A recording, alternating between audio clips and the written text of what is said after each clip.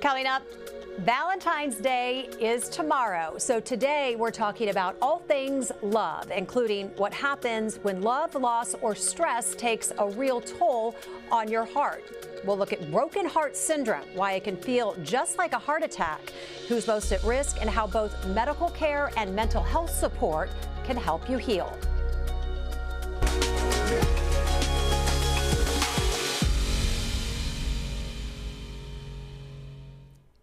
Good morning, I'm Jessica Lovell, and welcome to the Morning Medical Update. Well, we have all felt it. Heartbreak, a bad breakup, the loss of a loved one, a moment that leaves you feeling like you've had the wind knocked out of you. But for some people, that emotional pain can turn to a real medical condition, one that sends them straight to the emergency room. It's called broken heart syndrome, and doctors say it's more common than you think. Here's Alexis Del Cid. Do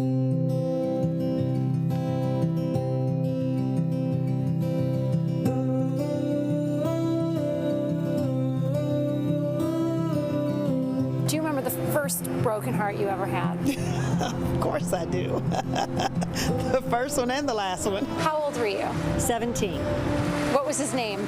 Brian. It could be argued heartbreak is the one universal human experience, whether it's a bad breakup, probably 22, 23 years old, it happened in college, or the loss of a loved one. I was really heartbroken when my mom passed away. We all know that gut punch that leaves you feeling like you may never be right again.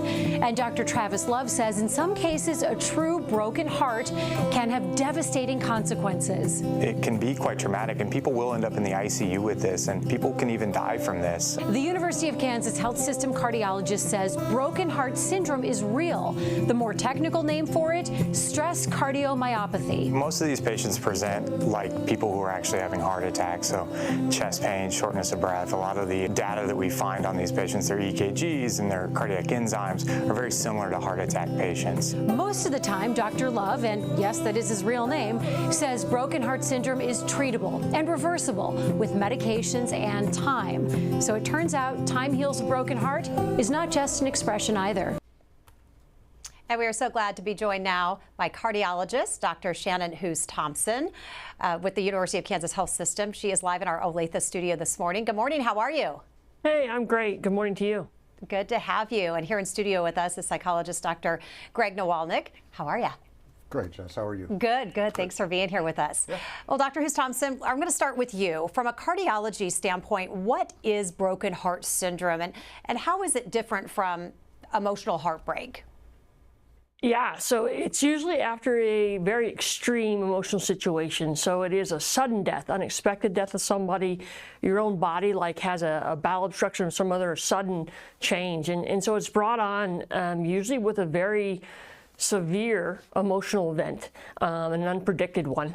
And we don't understand it perfectly, but we think it has something to do with the catecholamines like epinephrine that get released, and basically you feel just like you're having a heart attack and frequently go into heart failure. So it is a very sudden and severe, dangerous situation. Well, you mentioned many of these patients think they're having a heart attack. So what symptoms might they see that a signal they need to come see a physician? Yeah, it's like Dr. Love outlined, is they have pronounced chest pain, severe shortness of breath, really lightheaded, will even pass out. So you feel sick and you know it's not normal and something serious. Dr. Nawalnik, from an inpatient behavioral health perspective, are holidays like Valentine's Day, really any holiday, are they tougher for people who are already suffering or possibly in the hospital? Yeah, I mean, I think any time that you have an annual recurring holiday situation, it's just, these are opportunities for check-in, and something like Valentine's Day, where there's so much emphasis on relationships or connection, some people that are already depressed and upset, this is an opportunity for them to sort of do a deep dive on themselves and really give that depressive voice a megaphone to really blast that I'm alone again, and oh my God, and how are we not getting this right, and that sort of thing. So what warning signs do you watch for in a patient who may be struggling emotionally, but maybe not saying it out loud? So the biggest one would be anytime they start to disengage or pull back from activities that they used to enjoy, If you notice somebody that routinely would be part of a social circle or even family events that stops showing up, when they kind of pull back and start to withdraw and isolate, that's going to be a warning sign that's kind of a big deal, because that's when depression kind of has its hooks in the person already, and the more they pull back and isolate, the less external feedback there is that they can get that maybe things are better than they think. And when they get into that sort of isolation pit, it just becomes an echo chamber for those depressive and negative thoughts. Do you ever have conversations with patients just about emotional stress and the potential damage it can do to your heart or just other aspects of your body? Absolutely. I mean, there's a direct link between mental health and physical health, and it's a divide that's been arbitrary for years, that we've got medical and physical health and then mental health. They each impact each other directly, routinely, regularly. So we're always talking about pay attention, listen to your body. A lot of people get very caught up in their heads and feelings and thoughts, and we like to sometimes connect that to our bodies so that we're able to recognize it earlier and identify it for what it is, and then take those adaptive and appropriate actions that can head it off at the pass. Dr. Hoos-Thompson, how do you determine it's not a heart attack, and why is that distinction so very important? So it's difficult. One is cardiologists, as we begin to understand this specific condition. It helps, but it looks very much like a heart attack, almost indiscernible. Sometimes with the imaging, when we do echocardiograms or other imaging, we can kind of get a sense of this is probably what's going on. And then obviously just the story of when these people present, the story or the background you get when you talk to them about what's going on in their lives, a lot of times will strongly suggest this is what's driving it. Ultimately, you have to image the blood vessels and prove it's not a heart attack more than anything else. So a lot of times it's identifying the background of what brought them in, or the situations they're living in, and you have to basically show that it's not a heart attack. It's not a specific test that you identify the stress-induced broken heart syndrome, but that you prove that it's not a heart attack, and then can treat it more specifically then. So how do you treat broken heart syndrome? Is it reversible? Yeah, almost 100%. So these people recover usually within about a week to a month, because ultimately your heart is basically stunned, where it temporarily doesn't work. And just stops pumping, especially certain areas. So a lot of it is just time and support. So getting through that initial phase where they have changes in drop in blood pressure and kind of get congestion from a circulation and heart standpoint. So it's stabilizing that aspect of it. And ironically, you treat it with love and support. So just support these patients. Sometimes you use some medications to kind of help with heart failure. We do use blood thinners because they're vulnerable to blood clots when their heart isn't pumping well. But it's all very transient. The heart's remarkable, it recovers, you just have to get them through it. Dr. Jessica Hamilton studies how stress and emotions affect the body over time, and we asked her about how prolonged stress like caregiving, grief, or loss can build up in ways that people don't always recognize and actually trigger physical changes in the body. Anytime we are under stress, our body releases hormones. So specifically, the most common one that we talk about is the HPA axis, the hypothalamus, pituitary, and adrenal gland. It's also called, more commonly, our fight or flight system. So that's that thing that lets us know that we're in danger, that we need to do something to protect ourselves. But when that HPA axis, that fight or flight system, is activated, it releases a rush of hormones. And that includes cortisol, which is also known as the stress hormone. And that can have a lot of implications for our overall health, including our heart health. So it can increase blood pressure, heart rate, and over time, it can really impact how our heart is functioning. A lot of times when we're under a lot of stress, we might start experiencing, especially in a caregiver role or secondary to a breakup or something like that, you might experience things that are similar to trauma. So you might see things like nightmares or flashbacks, triggers, things that really bring back, whether that be the death of a loved one or what I could have done different at the job or with that partner. It also could be things like feeling sad, isolating. It could be hypervigilance, and it could be avoidant behavior. So if you start seeing those changes in your personality or your behaviors, you really want to make sure that you are engaging in either self-care on your own, with a loved one or other family member, social support, and or even going to a professional to talk about what you might be seeing. Well, be sure to ask your questions. Use the chat on YouTube or Facebook, or you can email the Medical News Network. That information is there on your screen. Dr. Nawalik, are there behavior modifications that you recommend to your patients who are suffering from broken heart syndrome? What can they do? So first and foremost, the gold standard coping technique that we want to use whenever the HPA axis, like Dr. Hamilton was talking about there, when that's involved, fight or flight, is deep breathing. And there's a reason for that, which is that whenever that is activated, our prefrontal cortex, the front part of our brain where the real us lives, turns off, and we go back into this mammalian midbrain where everything is extreme. So it's good, bad, friend, enemy, safe, dangerous. There's no gray area. And so if you imagine navigating a life, in 2026, where there's so much information, if you're back in living this extreme existence, it's going to be really easy to get triggered and tripped up and have your heart and blood pressure and everything increase. Deep breathing is it basically down regulates. It reaches in and turns off the alarm and down regulates our central nervous system to allow the prefrontal cortex to come back online and allow us to effectively process information. And it really brings everything back into focus, brings down our heart rate. So deep breathing, diaphragmatic breathing is the gold standard for I remember that. we did so many segments during COVID. I learned my breathing techniques from you. I still use them today, and they work. They actually, I can feel it working. I mean, just when stress levels come up and anxiety comes up, I mean, something as simple as just those 3 big deep breaths. You taught me them right here, and they do work. As I was reviewing stuff for this, I was like, oh, having flashbacks to 2020 and 21.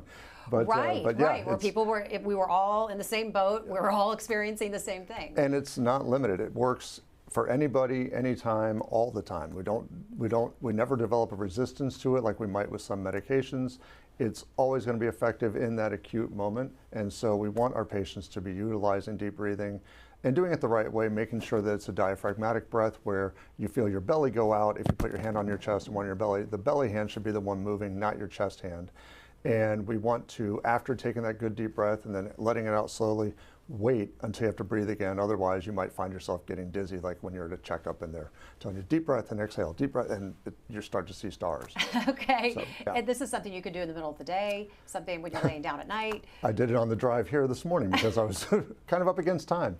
Okay. But it worked. And it worked, and here you just are. A couple deep breaths, made it, everything was fine. Cool as could be. It's a great reset. So master the breathing, that would be number one. But are there medications prescribed for this condition? I mean, I think there's a range of anti-anxiety medications that can be considered. Those are going to be for more extreme cases, and if you're having this a broken heart syndrome, I think you'll qualify as extreme, or whatever the circumstances seem to be extreme. But really, the deep breathing, if you're doing it right, I always talk to my patients and joke that it's natural Xanax. It does the same thing to our brain and our body as a medication, but it's not addictive and it doesn't have any negative consequences. But sometimes medication is the appropriate choice, so I encourage you to consult your provider. You said like that natural Xanax, but you could feel that, like there's like a release when you do it right. So highly recommend it. You do it right. So thank you for that. Thank you for that tip. Dr. Hughes Thompson, do you see broken heart syndrome more in men or women, or maybe a certain age group? Yeah, so both. So women in general, 80–90% of the conditions when we see broken heart syndrome, it's in women, and typically women in their 60s to 70s. So it's a middle-aged to later in life woman. That said, I've seen both men and women have this condition. And why? Don't ask me why. We don't know. We have theories about why men and women have different dynamics, but no question that's the individuals we see it most in. So when should someone get checked out? When your body tells you to. So it really does come back to how you're feeling. The symptoms are real. There's a lot of reasons people get chest pain. There's a lot of reasons that people get short of breath. But when you have these kind of symptoms, especially really severe and sudden, then yes, get in, let us look at you, let us work through it and help you get better. So how is it monitored to make sure that it doesn't progress to something even worse? So again, that initial presentation is usually at the most severe state. When it comes on, it's a shock to the whole body when the heart kind of shuts down or is not able to pump and work effectively. So the initial presentation is usually when we have to do the most. And honestly, we can see it recover in as early as 1 week. Sometimes it's more prolonged, about a month or 4 to 6 weeks is when we can recheck. Obviously, symptoms are going to get better as the heart recovers. And yes, we use different medicines. It's not really a specific medicine to the broken heart syndrome, but the fact that the heart is not able to pump or work effectively, we just kind of transiently kind of get you through that with various combinations. And ironically, we're on Valentine's Day, getting love and support and just making sure that we're paying attention and make adjustments as we need to. But usually symptoms get better. We can relook at things like echocardiograms and see the heart function come back. And in the majority of time, far and away, this recovers. Dr. Nowalnik, when is it advised for a patient in a hospital to follow up with an outpatient psychologist? Always. I mean, it's never a bad idea. No, if you've been inpatiently admitted, around mental health issues, we don't want that to be the end of it. They're like, okay, you're there, everything's better when you're pulled out of the situation. Mm-hmm. Then when you get back out, and the analogy I use inpatient a lot of times is the hurricane, that like the inpatient admission is the eye of the hurricane. You're safe there. But then when you leave, you're right back into the wall of the storm that brought you there. So we want to make sure that you have those external supports in the community, whether it be a psychologist, master's level therapist, anything, life coach, somebody that's there to support you and help you to sort of carry out the things that you've learned inpatient. And to gauge how you're doing. Correct. Yeah. Right. And also there's something to accountability, having sessions show up for, and it's another set of eyes that if you're not showing up for an appointment, we know that's an alarm sign. We've got to reach out, got to try to find and get you reconnected to services. Well, prolonged stress, especially during caregiving, loss, or isolation, can build in ways that people don't always recognize. Once again, here is psychologist Jessica Hamilton. As they are in that caregiving role for months, taking care of, in your scenario, a loved one, that compassion fatigue that they can experience along with that stress hormone, that cortisol being elevated for a prolonged period of time, it can also mess with sleep, your metabolism, your immune system can weaken. All of these kind of combine together to actually put you at risk for heart disease, like cardiomyopathy, for a short period of time. Are there behavior changes or coping strategies you recommend to protect both mental health and heart health? Absolutely. I mean, the deep breathing piece, certainly there. But also when we think about, as Dr. Thompson was saying, the impact of these major emotional situations, a lot of times this can be some injustice has occurred in a relationship, whether it be romantic or family or whatever, that somebody feels that they've been absolutely backstabbed and blindsided and just overwhelmed. So one of the things that's in the literature that's very helpful is, and this is going to sound bad to some people, but the idea is forgiveness. And when we talk about forgiveness, it doesn't mean just disavowing the person of any responsibility or accountability, but it means instead for you as the individual that's been wronged to be able to look at the situation, look at the individual, see them as more than this singular act, and actually extend an invitation to them to try to be more of the good parts of them instead of just limiting with this one negative act. There's an old adage that harboring a grudge or anger is drinking poison, expecting the other person to die. And I think that's exactly what we're seeing in broken heart syndrome when it's that type of a situation, because you're the one that's carrying this weight. It's so heavy and it keeps you in that triggered state that it puts a toll on our body. That cortisol hormone kicking through your bloodstream, it erodes our physical wellness. And so taking that step to adaptively forgive and grow as a result of it, that's a real amazing opportunity that we're given. Let's get to some questions from our viewers this morning. Amanda is asking if any of the fitness trackers, Dr. Thompson, can help alert you to this condition. The answer is no, not really. It is going to be your physical symptoms. So you may see a change in heart rate or things like that if you're using some sort of smart device, but it is going to be how you feel. Those things, again, we can get hyper acute to those things. So everything has a role, but that's really not something that this has been proven or consistently is going to help. And Jeremy is asking, Doctor, do you see differences in who gets broken heart syndrome or how it affects them between young, old, male, female? Just the effects. Not necessarily. The symptoms are fairly the same. And again, it really is kind of that 60, 70-year-old person. Do we see people older or younger than that? No question. Do we see men? Do we see women? Yes. Predominantly it's women. It can be anybody. Again, how severe the effect is and how prolonged it is, no question there's a range there, but there's some pretty consistent things as far as when we see it and identify it and manage it. Okay, Joe Ellen has a question. Any relation between this syndrome and menopause? Not directly. It is more postmenopausal women that develop it, but these are postmenopausal women that are usually, 10, 20 years after menopause. So it's in a certain stage of life, but not directly with menopause. Jill wants to know, if you have a heart attack from broken heart syndrome, does that make you prone to heart problems for the rest of your life? So anybody who's had broken heart syndrome once or the stress-induced cardiomyopathy can be more vulnerable to it to come back. But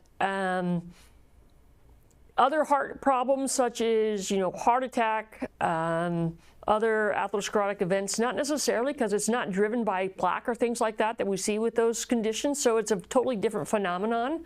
Obviously, if your body can have that kind of release in these hormones or drivers that are not directly in the blood vessels, they're also obviously prone to it again, but it's not really other cardiovascular conditions that we see come out.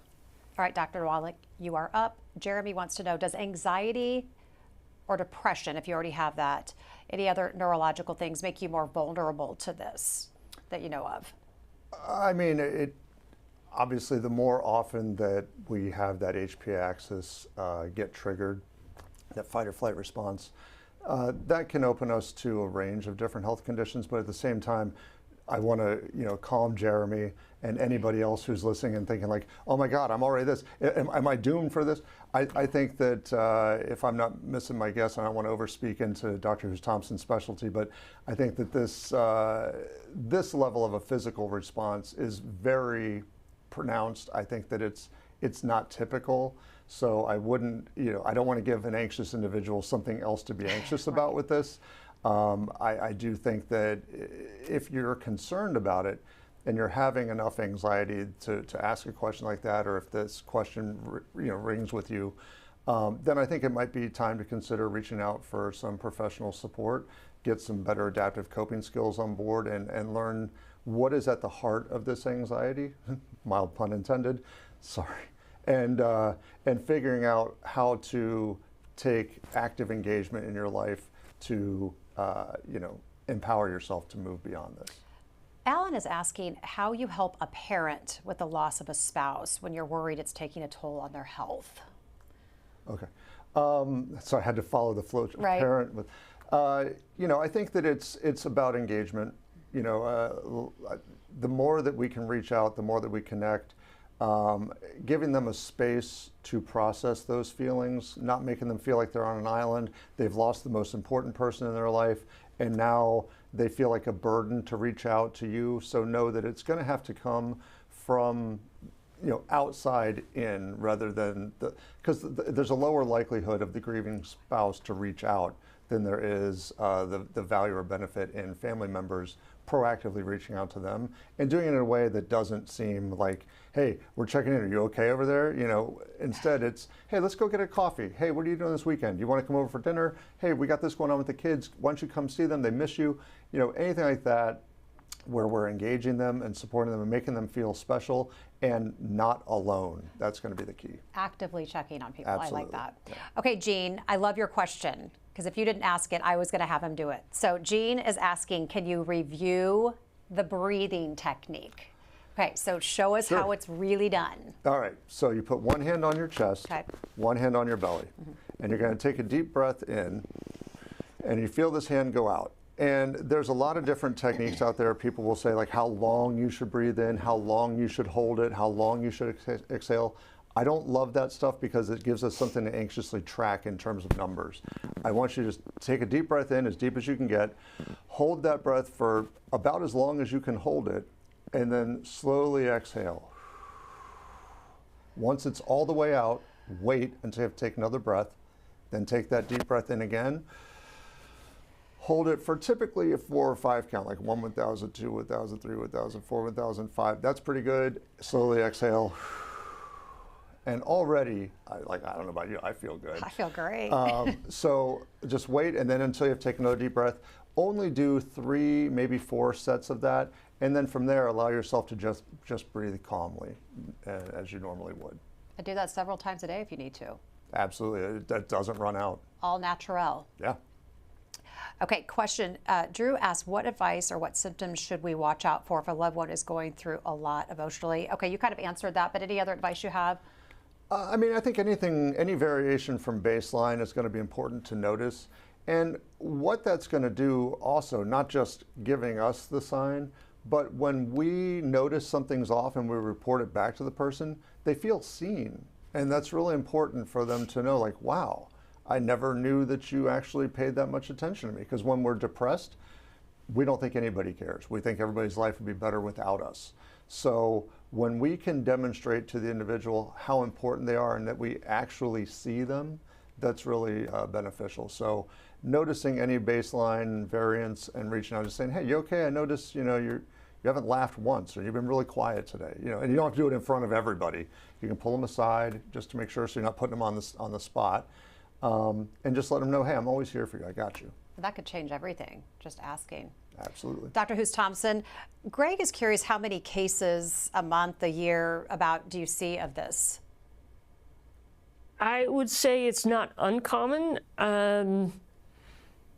We see, gosh, every month or two we'll see cases. So I would say it's not uncommon. I would tell you other conditions are more common, but I don't know if we have an exact frequency. Maybe 2 or 3 out of 100 acute chest pain that is cardiac related is probably stress-induced cardiomyopathy. And just last question for you, Dr. Thompson. Carolyn wants to know if stress can slow down the healing process. So stress is a big word, a broad term, right? So different stressors, no question. So if you're not focused on healing, have positive interactions, and physically, if you have stressors in your body where the body isn't able to function appropriately because of that, then no question the healing is going to be affected. Dr. Thompson, always great to have you on. What's the big takeaway? What do you want people to really walk away with today? The body, and especially the heart, is an amazing thing, and it's capable of spectacular good things as well as bad things. We have a tendency to talk about these bad things. That said, there's equal mechanisms within our body that cause it to recover, that make it do well. So as we go into Valentine's Day, focus on the happiness, focus on sharing joy and reaching out and connectivity, because I really think focusing on the positive things rather than the what ifs and the bad things is really what sets us up for the better. Dr. Thompson, always great to see you. You can actually go to our website. We have a heart quiz that you can take just to check your heart health. So log on there and put your information in and see where you stand. Get your status on that. Dr. Nawalnik, it is Valentine's Day. Are you prepared tomorrow? Sure. Sure. Yeah. Okay. Here's my little tip to you. Got some things to get there? Yeah. Okay. You might want to get on that. Fair enough. Do you remember your first heartbreak? Yeah, I think if I were being honest, it's probably first grade. Wow, you were sensitive back then. Yeah, it was. It's yeah. You remember it well. Okay. Yeah. What is the big takeaway today? What do you really want people to know? What I think that I want people to take away in terms of, we're going into this Valentine's holiday weekend. Let's make it less about the pressure to put on a big show or a big demonstration. Let's just try to take it from a perspective of gratitude for what we have.